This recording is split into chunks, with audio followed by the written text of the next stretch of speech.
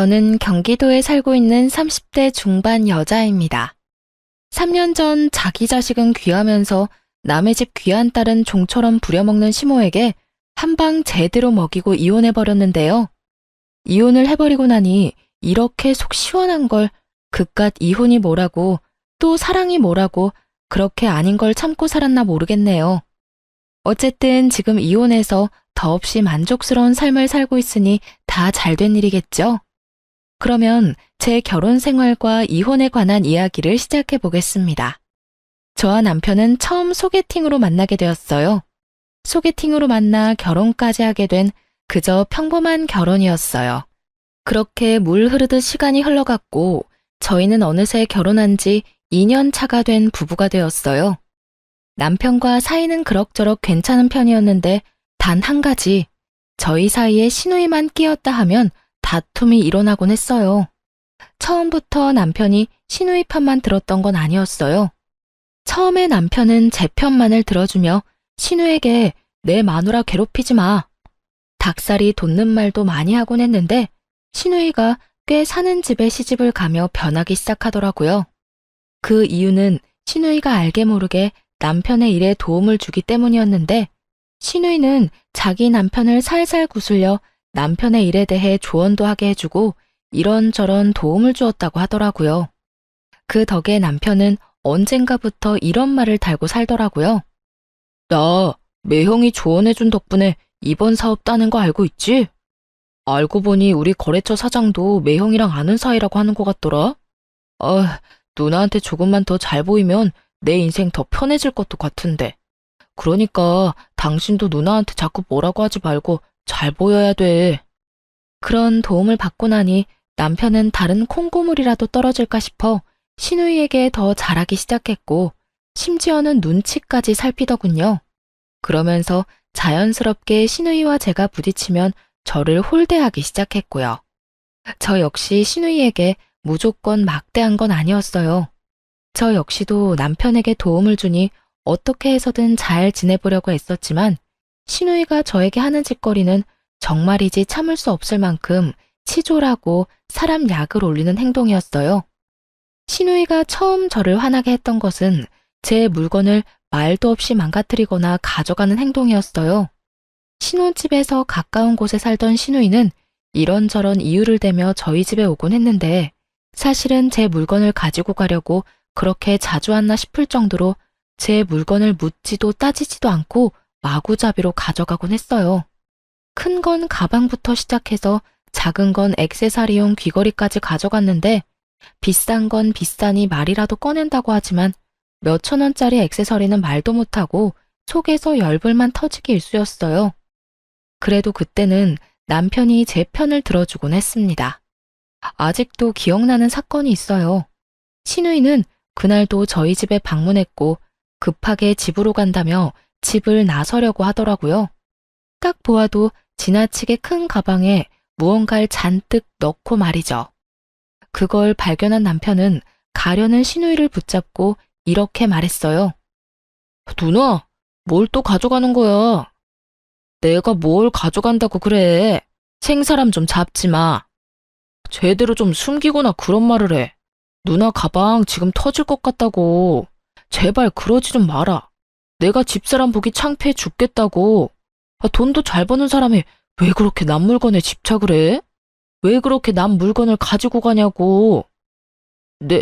내가 언제 해? 이건 그냥 예쁘길래 좀 빌려가는 거야. 한여름에 오리털 패딩 입을 일이 뭐 있다고 빌려간다는 말을 해? 그리고 빌려가는 것도 아니잖아. 빌려가는 건 주인한테 물어보고 가지고 가는 건데 누나 집사람한테 아무 말도 안 했잖아. 시누이가 가방 속에 숨긴 것은 다름 아닌 오리털 패딩이었어요. 그것도 더워서 절로 짜증이 나는 한여름에 말이죠. 시누이는 남편의 핀잔에 민망하면서도 화가 났는지 가방에 구겨 넣었던 패딩을 내팽겨 쳤어요. 치사하다 치사해. 더럽고 치사해서 안 가지고 간다고. 그래, 더럽고 치사하니까 앞으로도 좀 가지고 가지 마. 이렇게 제 편을 들어주던 남편이 참 든든했는데 어느새 남편은 제 편은커녕 형님 대변인 노릇만 하는 사람이 되었더군요. 그날도 형님이 다녀갔고 전 이런저런 집안일을 하느라 형님에게 잠시 시선을 뗀 사이 또 제 물건을 가지고 갔더라고요. 이번엔 립스틱이었는데 친구가 선물로 주며 립스틱에 각인까지 새겨줬던 터라 유난히 애정을 가지고 쓰던 것이었죠. 아, 진짜. 형님 또 가지고 갔어. 또 내 립스틱 가지고 갔다고. 그딴 립스틱 얼마나 한다고 이 난리야. 그리고 가지고 가고 싶어서 가지고 갔겠어? 누나가 어떤 집에 시집을 갔는데 그냥 색이 예뻐서 발라봤는데 어쩌다 보니 가방에 들어갔겠지. 속상했겠다. 누나가 왜 그랬지? 이 한마디가 그렇게 힘든 거였을까요? 전 그 한마디면 됐는데 남편은 끝내 제가 원하는 말은 해주지도 않고 말도 안 되는 이유를 붙여가며 신우이 대변을 하고 나서더군요. 립스틱에 발이 달린 것도 아니고 가만히 있는 신우이 가방에 그게 들어갈 리가 없다는 사실은 남편도 뻔히 알 텐데 저딴 말이나 하고 있으니 화는 더 올라오고 있었어요. 그걸 가지고 갔다고 하지 다르게 할 말 있다고 생각해? 그러지 말고 당신이 뭐라고 좀 해. 당신 말대로 형님은 부잣집에 시집 갔는데 왜 내 물건을 이리도 가지고 가는 거냐고. 아우, 됐어. 사람 치사해 보이게 그런 이야기를 어떻게 해? 그냥 내가 사줄게. 그거 얼만데? 가격이 중요한 게 아니라 선물 받은 거란 말이야. 몇 번 바르지도 않았고. 비싼 거면 내가 직접 형님한테 말했겠지. 매번 말하기도 좀스럽게 꼭 이런 거만 가져가니까 더 미쳐버릴 것 같아. 그만해. 다음에 내가 만나서 잘 이야기할 테니까. 이야기할 생각도 없으면서 저딴 말을 한다는 건 더는 이야기하고 싶지 않다는 남편의 신호였고 저 역시 그런 남편과 실랑이를 벌이고 싶지 않았기에 남편을 한번 쏘아보고선 입을 다물었어요. 그나마 그 모든 것을 참고 살 수 있었던 건 부잣집에 시집간 시누이가 시집살이하며 저희 집에 오는 날이 현저하게 줄었다는 것이었어요. 가끔 와서 작은 물건 하나씩 가져가는 정도야 예전에 비하면 아무것도 아니었기에 저도 큰 소리 내지 않고 그저 하소연이나 하며 넘길 수 있었던 거죠. 그런데 더는 하소연이나 하며 넘길 수 없는 일이 일어나고야 말았어요. 그날은 시누이가 또 갑작스럽게 저희 집에 들이닥친 날이었는데요. 저는 그 당시 임신 준비 때문에 집에서 쉬며 병원에 다니고 있었고 그 때문에 저 역시 조금은 예민한 시기였어요. 그날 역시 병원에 다녀와 집에서 쉬고 있는데 시누이가 장 보러 나온 김에 들렀다며 집으로 들어오더라고요. 시댁이 오죽 답답했으면 장 본다는 핑계대고 우리 집에 왔을까 싶어 친절하게 대해주려고 노력했는데 그런 저의 마음을 아는지 모르는지 시누이는 시댁에서 당한 모든 것을 저에게 쏟아내기 시작했어요. 올케는 집에서 뭘 하길래 집이 이 모양이야? 날이 선 목소리를 보아하니 한바탕 깨지고 온 것이 분명하더라고요. 그렇지 않아도 앙칼진 시누이의 목소리가 두 옥타브는 높아진 것 같았으니까요. 전 최대한 다툼을 피해보려 친절하게 대답하려 애썼어요. 집이 어떤데요? 어제 대청소했는데 제가 보기엔 깨끗한데요. 올케, 눈 나빠? 여기 머리카락 안 보여? 여기 머리카락 떨어져 있잖아. 시누이가 가리킨 쪽엔 긴 웨이브 머리카락이 떨어져 있었는데 대충 보아도 그건 시누이의 머리카락이었죠. 전 짧은 단발이었기에 저 길이의 머리카락이 떨어지려야 떨어질 수가 없었으니까요. 형님, 그건 형님 머리카락이잖아요. 그렇게 머리카락을 매만지니까 머리카락들이 버티겠어요? 그래? 어찌되었든 거슬리니까 얼른 치워. 어? 이거 못 보던 건데 새로 샀어? 신우의 손가락의 끝엔 큰맘 먹고 퇴직금으로 산 명품 샌들이 있었고 전 순간적으로 아차 싶었어요. 뭐긴 뭐예요. 그냥 신발이죠. 이거 명품이잖아. 무슨 돈으로 샀냐고. 올케 혹시 집에서 놀고 먹으면서 내 동생 돈으로 사치 부리고 살아? 그 순간 확 성질이 올라오더라고요. 가정주부가 하는 일이 많다는 걸 누구보다 잘 아는 시누이가 저딴 말이나 하며 남편 등골 빼먹는 여자로 몰고 가니 더욱 화가 났던 것 같아요. 전 시누이의 말이 끝나자마자 언성을 높이며 시누이에게 따지듯 말했어요.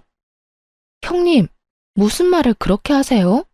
형님도 일 안 하고 집안일만 하는데 놀고 먹기만 하는 거 아니잖아요. 그리고 이 신발 제 돈으로 샀어요. 그간 직장 생활을 하느라 고생했다는 의미에서 제 돈으로 산 제 신발이라고요. 신우이는 제 말을 듣지도 않은 채 명품 신발을 들고 이리저리 살펴본다 싶더니 이내 발을 우겨넣고 있더라고요. 신우이 발은 245 사이즈였고 제 발은 230 사이즈로 아무리 우겨넣는다고 한들 소용없는 짓이었는데 말이죠. 잘 넣으면 들어갈 것 같은데? 형님, 그러지 마세요. 그러다 망가진다고요. 에이, 망가지기는 무슨. 한번 신어보고 괜찮으면 나도 사려고 그래. 있어봐. 이렇게 하면 들어가려나? 형님, 진짜 그러다 뜯어질 것 같아요. 진짜 옳게. 안 뜯긴다니까. 혹시나 망가지면 내가 사줄게. 이까짓 거 얼마나 한다고 이 난리야? 신우이는 인정사정 없이 발을 밀어넣으며 뒤꿈치용 가죽 끝을 잡아당기고 있었고 결국 뚝 하는 소리와 함께 가죽이 뜯겨나가고 말았습니다. 형님! 어머, 이거 왜 이렇게 됐지? 멋쩍은 듯 웃는 신우이와 깊은 탄식과 함께 얼굴을 감싸지고야만 저의 사이엔 신우이의 얄미운 웃음소리만 맴돌고 있었어요. 그 순간 그간 신우이가 가져간 제 물건들이 떠오르며 참을 수 없는 화가 올라오더라고요. 하물며 저도 아끼느라 몇 번 신지도 않은 신발을 제가 그렇게 말렸음에도 불구하고 우겨넣다 제 눈앞에서 다 뜯어버렸으니 화가 나고도 남을 상황이었죠. 그 순간 정말 눈이 뒤집힌다는 느낌이 들며 신우이를 향해 그동안 쌓였던 울분을 토해냈어요. 형님, 진짜 왜 이러세요? 저한테 무슨 억하심정이라도 있어요? 그러지 않고서야 왜 저희 집에만 오면 이렇게 제 물건을 망가뜨리세요? 망가뜨리고 가져가 버리고. 형님, 저번에 제 명품 가방 말도 없이 가져가서 저하고 싸웠던 건 기억하죠? 그땐 뭐라고 했어요? 이제 제 물건은 더럽고 치사해서 쳐다도 안 본다고 하지 않았어요? 그 뒤로 어떻게 하셨어요? 그 뒤로 내가 뭘 어쨌는데. 난 그 뒤로 아무것도 안 가져갔어. 이거 왜 이래? 동서 그 정도 피해의식이면 병적인 거야. 병원에 가봐. 생사람 잡지 말고. 신우이는 제가 아무것도 몰라 아무 말도 안 했다고 생각하는지 딱 잡아떼며 저를 무슨 정신병이라도 걸린 사람 취급을 해대더라고요. 저는 그 모습에 더 화가 나 더럽고 치사해서 말하지 못했던 물건들을 집어주며 신우이에게 따져 물었죠. 병원은 형님이 가보셔야죠. 그 정도면 제가 아니라 형님이 무슨 문제가 있는 거라고요. 립스틱, 향수, 머리핀, 스카프 등등. 뭐라고 하기엔 치사한 것들만 골라서 하나씩 가져간 거 제가 몰라서 참고 있는 줄 아세요? 말 그대로 그런 걸로 입대기 더럽고 치사해서 안 한 거예요. 그런데 오늘은 이게 뭐예요? 제가 하지 말라고 분명 말했잖아요. 아니, 옳게. 진짜 말 너무 심하게 한다. 내가 무슨 도둑년이야? 내가 또 언제 내 동생 집에만 오면 동서 물건을 가지고 갔다고 그래. 그러면 아니에요? 올 때마다 꼭 하나씩은 가져가시잖아요. 아니거든. 몇 번 안 가지고 갈 때도 있었거든. 언제요? 있긴 있었죠. 저나 남편한테 딱 걸려서 안 가지고 간 게 아니라 못 가져간 적은 여러 번 있긴 하죠. 옳게. 진짜 그런 식으로 말할 거야? 알겠어. 내가 더럽고 치사해서 옳게 물건은 쳐다도 안 볼 거야. 진짜야. 이까짓 것들 얼마나 한다고 이 난리를 부리는지 모르겠네. 그냥 선물 줬다고 생각하면 서로 편하잖아. 선물도 제 마음에서 우러나야 줄 수 있는 거예요. 형님 같으면 형님한테 선물 주고 싶겠어요? 그리고 매번 이까짓 거 그러는데 다른 건 다 됐고 얼마 되지도 않는 이까짓 신발 가격 문자로 보낼 테니까 오늘 내로 입금해 주세요. 조금 전까지만 해도 당장 돈을 붙일 것처럼 굴던 신우이는 막상 제가 정말 돈을 요구하자 눈을 동그랗게 뜨고 저를 보며 이렇게 말하더라고요. 뭐? 지금 나한테 가족끼리 신발값을 받겠다는 거야? 네, 형님이 이까지 신발 망가지면 사준다고 하셨잖아요. 사주는 거 대신 돈으로 주세요. 형님이 짝퉁을 사줄지 중고를 사줄지 제가 어떻게 알고 신발로 받겠어요? 그러니까 돈으로 입금해 주시고 오늘은 이만 가주세요. 지금 당장 가달라고요. 저는 신우이를 밀어내며 닥달했고 신우이는 그런 제 행동이 어이가 없다는 듯 들고 있던 신발을 제 얼굴에 던져버리고 집을 나가버리더라고요. 그 순간 정말 생각 같아선 신발로 뒤통수를 날려버리고 싶은 걸 얼마나 참았나 모릅니다. 그래서 시누이가 돈을 보내줬냐고요? 아니요. 시누이는 끝끝내 돈을 붙여주지 않았고 그 후론 연락도 저희 집에 발걸음도 하지 않았어요. 고가의 신발값을 받지 못한 건 짜증도 나고 화도 나긴 했지만 빌어먹을 시누이를 안 보는 걸로 그 값을 대신한다고 생각하기로 했습니다. 그렇게 생각해야만 제 화를 다스릴 수 있을 것 같았거든요. 생각보다 시누이가 오지 않는다는 확신에서 주는 심적 안정과 평화로움은 더 달콤했습니다. 이런 컨디션이라면 그렇게 노력해도 안 되던 임신도 당장 될 것만 같은 기분마저 느껴졌어요. 그렇게 평화로운 시간이 지나고 있었는데 어느 날은 시모에게 시댁으로 오라는 연락이 왔더라고요. 이유를 물어도 대답을 해주지 않는 것이 미심쩍긴 했지만 오라는데 가지 않을 수도 없는 노릇이라 무거운 발걸음으로 시댁으로 가게 되었죠. 시댁에 들어서는 순간 저는 경악을 금치 못했어요. 시댁 거실 한가득 절인 배추가 보였고 그 한가운데에 선 시모는 저를 보자마자 일을 시켜 먹으려 들었으니까요. 왔니? 얼른 앞치마 하고 오거라. 오늘 김장 좀 해야 해. 네? 김장철도 아닌데 무슨 김장이에요. 아니, 이게 다 몇 포기예요? 얼마 안 되는데 50포기는 넘는데 100포기는 안 될 거야. 그래도 내가 너 힘들까봐 절인 배추를 산 거니까 고마운 줄 알아. 요즘에 이런 시어머니가 어디 있니? 네, 이런 시어머니가 또 없긴 하죠. 요즘 누가 김장철도 아닌 때에 식구도 없는 집에서 100포기씩 김장을 하나요? 심지어 저희 집 김치냉장고엔 김치가 가득한데 말이죠. 제가 알기론 시댁에도 남은 김치가 절반은 넘게 남았던 걸로 아는데 갑자기 김장이라고 하니 의아한 기분이 들었어요. 그런데 어머님, 갑자기 웬 김장이에요? 어머님네 김치도 아직 많이 남았잖아요. 어머님도 그렇고 남편도 그렇고. 김치 별로 안 먹어서 먹을 사람도 없는데 이만큼이나 해서 어쩌시려고 이렇게나 많이 하세요? 우리 먹을 거 아니다. 네 형님 줄 거야. 그 망할 옆에 내가 글쎄 내 딸한테 혼자 김장을 해라고 했다지 뭐니.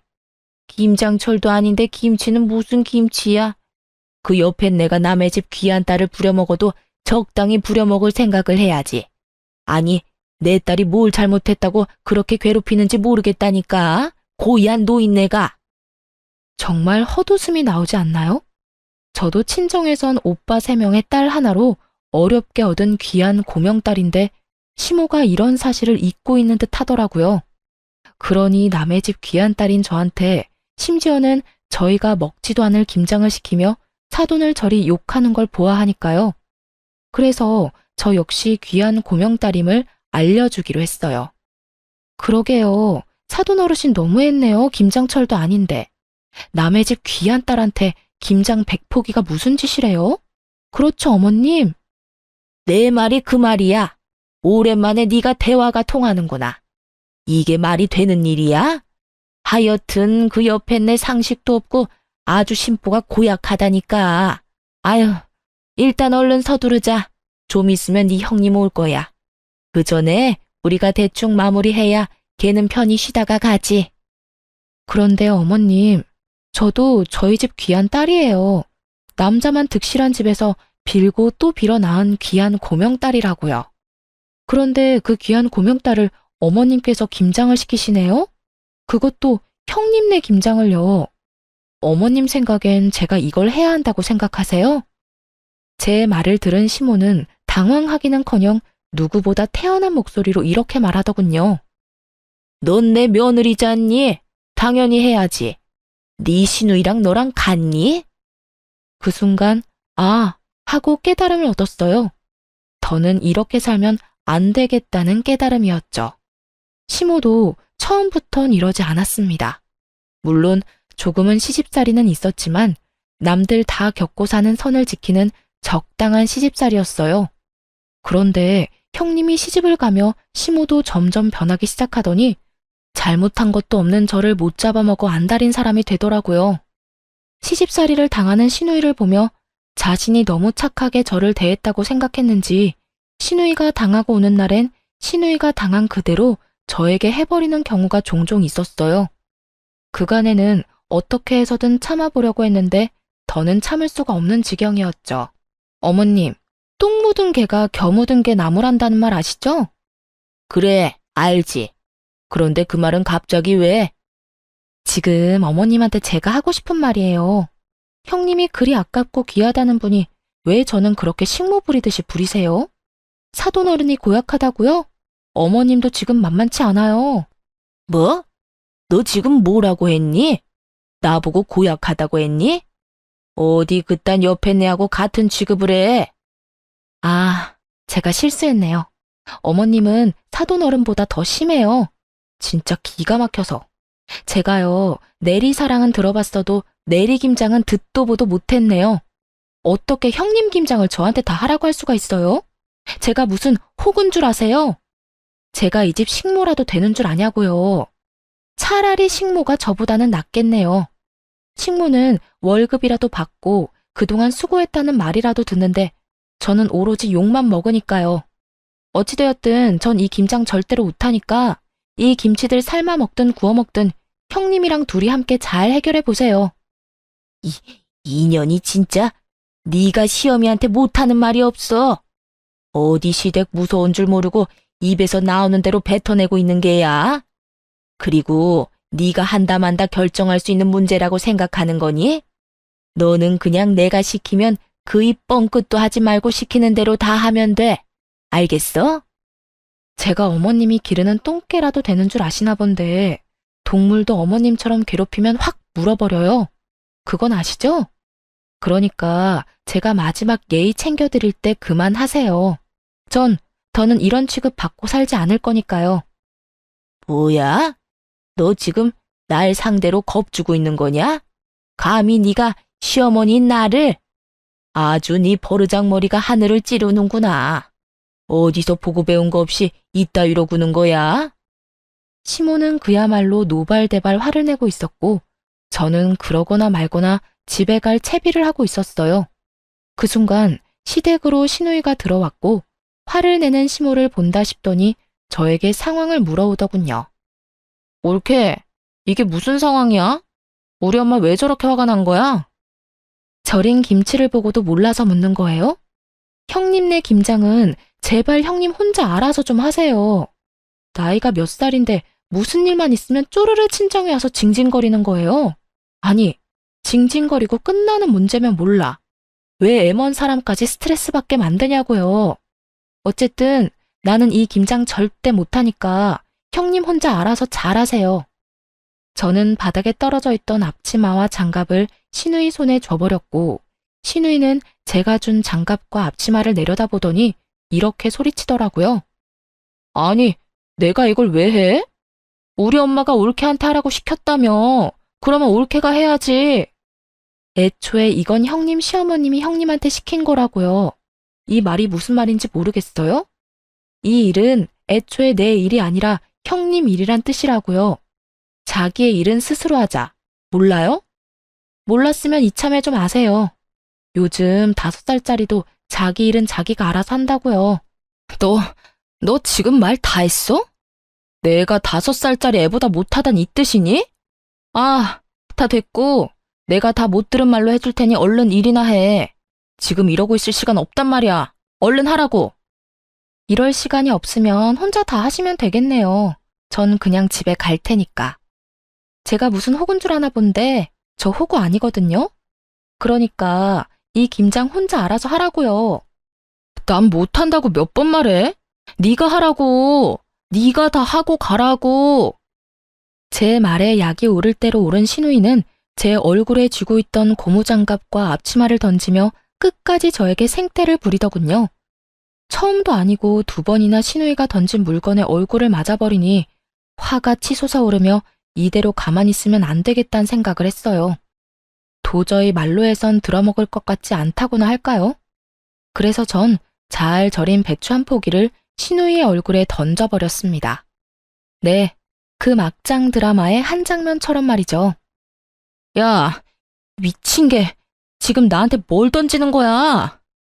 직접 맞아보고도 모르겠어? 왜? 한 포기 더 맞아볼래? 그러면 알겠어? 너 나한테 그따위 거 또 던지기만 해봐. 내가 가만히 안 있을 거야? 가만히 안 있으면 어쩔 건데. 그리고 너는 매번 나한테 이것저것 던져댔으면서 나는 왜 안 돼? 너 지금 나한테 너라고 했어? 감히 하늘 같은 형님한테 반말을 해? 하늘 같은 소리 한다. 정신 좀 차려라. 하는 짓거리는 땅보다도 못한 짓을 하면서 하늘 대접은 받고 싶어 하는 게 말이 된다고 생각해? 야, 더 하고 싶은 말도 없고 네 얼굴 보고 싶지도 않으니까 다신 나 부르지도 말고 연락도 하지 마. 그리고 이 김장도 네가 알아서 해. 알겠어? 야, 너 진짜 내가 가만 있을 줄 알아? 내가 너 내 동생이랑 이혼시킬 거야. 어떻게 해서든 내 동생이랑 이혼시키고 말 거라고. 그때 가서 후회하지 마. 그때 가서 울고불고 매달려도 소용없다 이거야. 저는 끝까지 정신을 못 차리는 신우이에게 한마디 해주고 시댁을 나와버렸습니다. 나라고 가만히 있을 줄 알아? 너 한 번만 더 이딴 짓 시키면 내가 네 시댁에 찾아가서 그 잘난 사돈어른한테 네가 어떤 인간인지 다 말해줄 거야. 알겠어? 그때 가서 너나 후회하지 마. 나는 네가 내 앞에서 무릎 꿇고 울고불고 빌어도 눈도 하나 깜짝 안 할 거니까. 전 그대로 뒤를 돌아 집으로 돌아왔고 샤워를 한 후 소파에 앉아 화를 식히고 있었어요. 찬물로 샤워를 했는데도 얼마나 화가 났는지 열기가 식지 않더라고요. 가만히 앉아 아무리 생각해도 남편 놈은 시댁 편이나 들 것이 뻔했고 이제는 결정을 내려야 한다는 생각이 들었죠. 시댁 문제만 아니면 남편과 싸울 일도 없을 뿐더러 오히려 사이가 좋았던 편이라 이혼을 생각한 적은 있었지만 그건 다들 한 번씩은 하는 홧김에 잠시 해보는 생각일 뿐이었어요. 하지만 그런 일까지 겪고 나니 더는 이렇게 살고 싶지도 않았고 이 괴롭힘이 줄어들기는커녕 점점 심해질 것이 분명하니 이혼을 처음으로 진지하게 고민하고 또 생각하게 되었죠.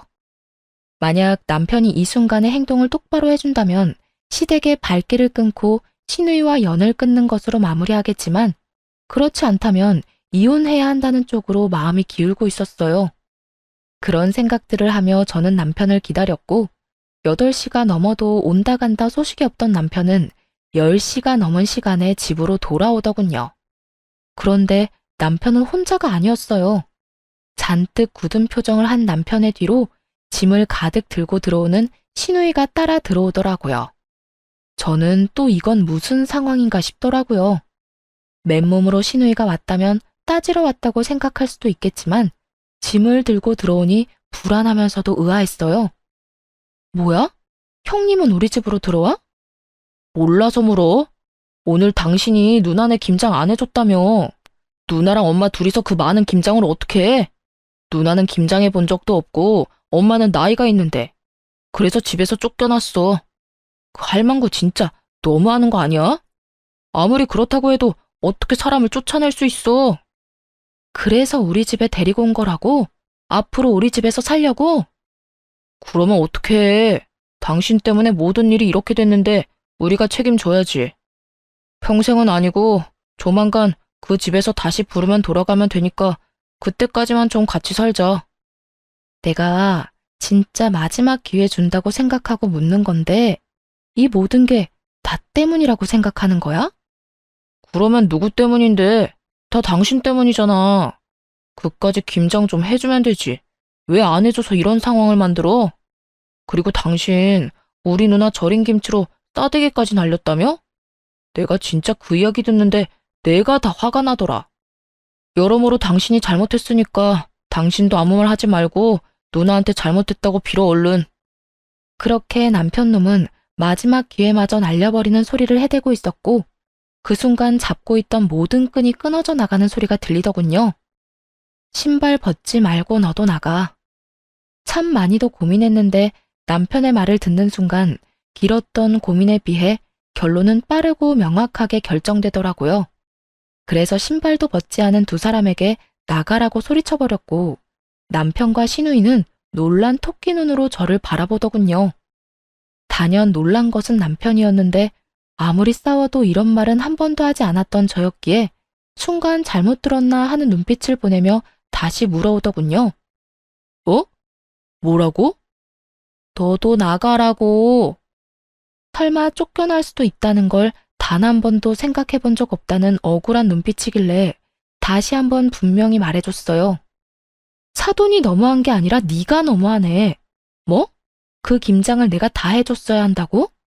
네 누나 김장 100포기 시키는 사돈어른하고 나한테 우리가 먹지도 않을 김장 100포기 시키는 당신 엄마 중에 누가 더 너무한 것 같니? 100번, 1000번을 생각해도 당신 엄마 아니야? 당신도 똑같아. 어떻게 나한테 그딴 식으로 말할 수가 있어? 난 더는 너 같은 인간이랑 살 생각도 없으니까 나가라고. 제가 소리를 질러대자 신우이가 나서 동생 편을 들며 화를 내기 시작했어요. 야, 너 진짜 오늘 미쳤어? 아까 엄마 집에서도 미친 사람처럼 굴더니 지금 또 이러네? 네가 뭔데 내 동생한테 나가라 말아야. 너 정신 못 차려? 누가 누구한테 혼수질인지 모르겠네 진짜. 야, 정신은 너나 차리고 내려놓은 짐이나 다시 챙겨서 나가기나 해. 신우이는 급기야 참을 수 없다는 듯 욕설을 쏟아내기 시작했고 전 그런 신우이에게 녹음 중인 휴대전화를 보여주며 이렇게 말했어요. 이거 다 녹음 중이거든? 그러니까 내 신발값은 너한테 받을 위자료로 대신할게. 무슨 뜻인지 알지? 내가 너한테도 소장 보낼 거란 이 말이야. 그러니까 그 잘난 시댁 도움을 받든 그 애틋한 친정 도움을 받든 해서 준비 단단히 해두는 게 좋을 거야. 난 무슨 수를 써서라도 너한테 위자료는 받아낼 테니까 말이야. 제가 이렇게까지 하자 남편은 그제야 상황의 심각성을 인지했는지 목소리 톤을 급하게 낮추며 이렇게 말하더군요. 여보, 진짜 왜 이래? 정말 당신 이혼이라도 하려고 이러는 거야? 그래서 나보고 정말 이 집에서 나가라고? 그까지 김장이 뭐라고 이렇게까지 하는 거야? 일단 흥분을 좀 가라앉히고 나랑 천천히 이야기 좀 해, 어? 그까지 김장이 뭐라고 상황을 이렇게 만든 사람은 내가 아니라 당신 식구들이거든? 오늘 이 상황까지 오는 동안 내가 뭘 잘못했길래 왜 다들 날 못 잡아먹어서 안달이야? 그래, 당신 화난 거 다 알겠고 다 이해하니까 일단 나랑 차분하게 이야기부터 하자. 이혼은 아니지. 이런 걸로 무슨 이혼을 해. 이제서야 이해를 한다고? 그 이해 참 빠르기도 하네. 그런데 어쩌냐? 난 참을 만큼 참았고 더는 참을 노력도 인내도 남아있지 않으니까 그냥 이혼해. 이런 일로 이혼이 될지 안 될지는 법원에서 가려줄 테니까 그냥 이혼하자고. 그리고 이 집에서 당장 나가. 저는 남편과 신우이를 밀어냈고 신우이는 끝까지 못 나간다며 되려 저에게 나가라며 고함을 고래고래 질러대더군요. 야, 밀지 마. 밀지 말라고. 그리고 나가려면 네가 나가야지 왜 우리가 나가? 여기 내 동생 집이거든? 난 절대 못 나가니까 네가 나가. 야, 땡전 한 푼 없는 네가 시집은 어떻게 갔을 것 같은데? 아, 우리 시댁에 돈 없는 거 너도 뻔히 알지 않아? 네 시집 자금 우리 집에서 나온 거야. 아니, 정확히는 네 동생 돈이겠네. 네 동생이 네 시집 자금 대준 대신 이 집 명의 내 명의로 해줬다 이거야. 어차피 이 집 마련할 때 내 돈이 더 많이 들어가서 나한테 지분이 더 많긴 했지만 이젠 온전히 내 집이란 이 말이지. 그러니까 당장 꺼져. 네, 그래요. 신우이는 시집 갈 때 모은 돈이 별로 없었고 시댁에서도 도와줄 형편이 되지 않았어요. 어떻게 해야 할지 고민이 많던 시기에 남편이 신우이의 시집 자금을 주게 된 것이었죠. 거기엔 제 돈도 적잖게 들어가 있던 터라 신우이에게 자금을 주는 대신 집 명의를 제 앞으로 돌려주었던 것이었어요. 이게 정말 사실이야? 너 집 명의 쟤한테 넘겨줬어? 너 미쳤어? 집을 넘겨주면 어떡해 해? 이제 우리 어디 가서 살려고? 그러면 어떻게 하냐? 누나가 그때 돈 내놓으라고 난리 부렸잖아. 나한테 그런 큰 돈이 있을 리도 없고 있다고 한들 집사람이랑 같이 모은 돈뿐인데 누나 시집은 보내야 하니까 그랬지. 나라고 뭐 집까지 넘기고 싶어서 넘긴 줄 알아? 야, 그러게 내가 집사람 좀 적당히 괴롭히라고 했잖아. 그러다 나 이혼당하면 큰일 난다고. 집까지 넘긴 줄은 몰랐지. 그런 사실은 빨리 말했어야지. 나는 누나 속상할까봐 그랬지. 그리고 누나가 부잣집 시집 갔으니까 언젠가는 다 돌려줄 거라고 생각하기도 했고, 누가 이렇게 될 줄 알았나? 이제 어떻게 해? 우리 진짜 어떻게 하냐고.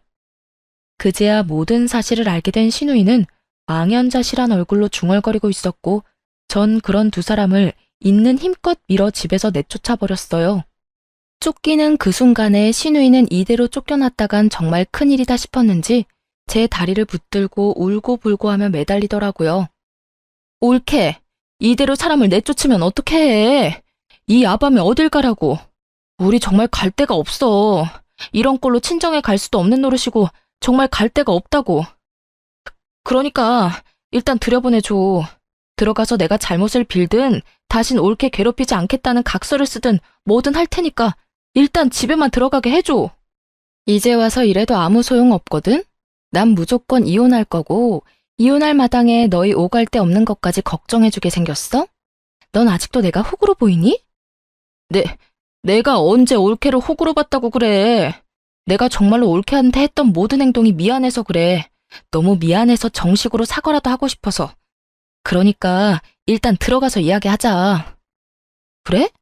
그러면 그 진심은 눈꼽만큼도 없는 사과 받은 걸로 칠 테니까 이만하시고 좀 꺼져주세요, 형님.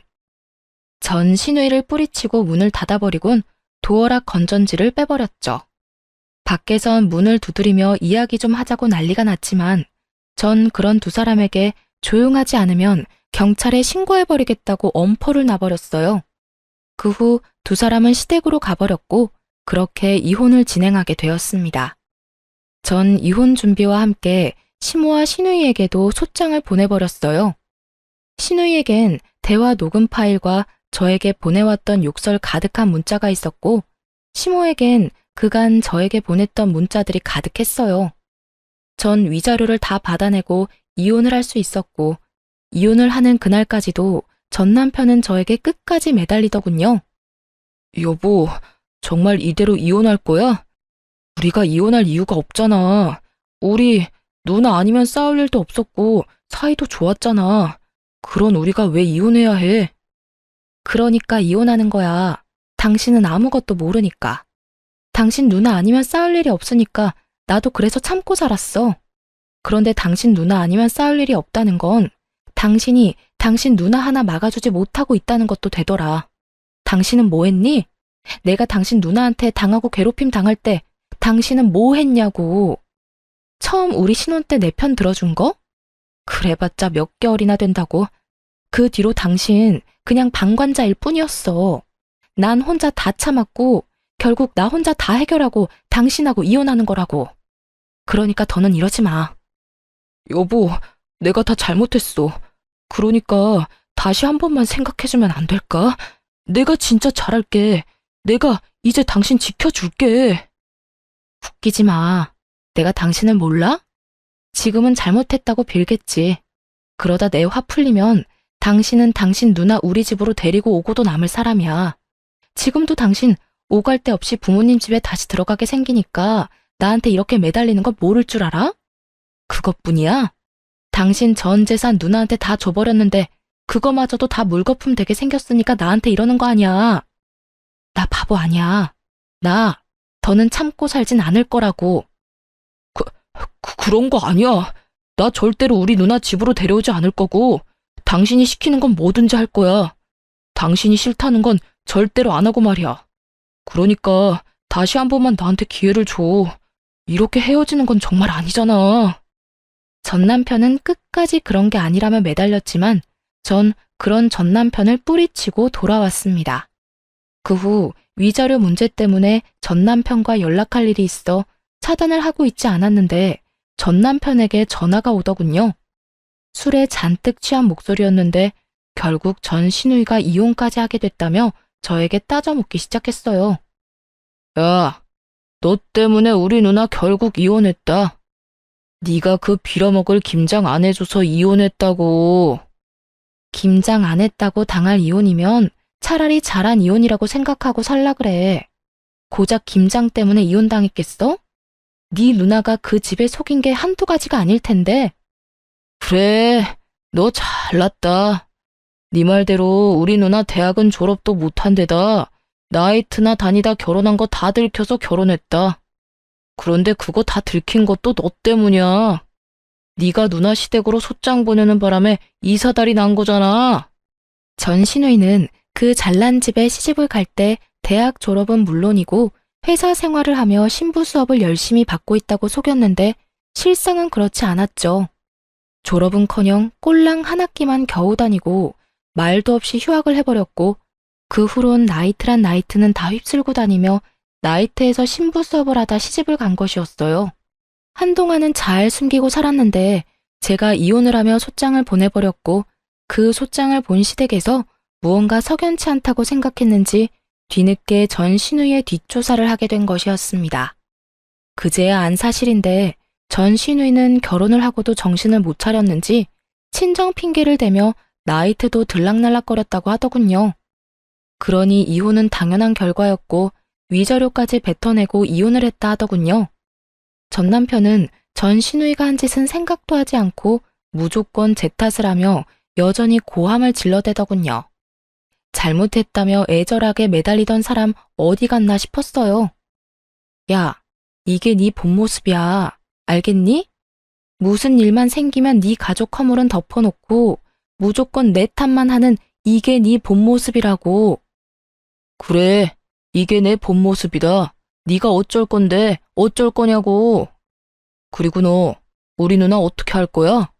우리 누나 어떻게 책임질 거냐고. 우리 누나 다시 매형이랑 붙여줄 거 아니면 우리 누나 위자료라도 내놔. 돈이라도 내놓으라고. 너 진짜 제정신 아니구나? 내가 왜 돈을 줘야 하는데? 네 누나가 내 물건 훔쳐간 것만 생각하면 위자료 말고 주머니 속 10원짜리 하나까지 다 쓸어오고 싶은 심정이야, 내가. 그런데 나한테 돈을 내놓으라고? 나한테 헛소리 좀 하지 말고 술에 취했으면 잠이나 자고 정신이 아프면 병원이나 가. 요즘 정신병원 다니는 거 부끄러운 일도 아니니까. 야, 너 지금 나한테 정신병원 가라고 했냐? 너 지금 나 미친 사람 취급한 거냐고. 지금 꼴이 딱 미친 사람 꼴이잖아.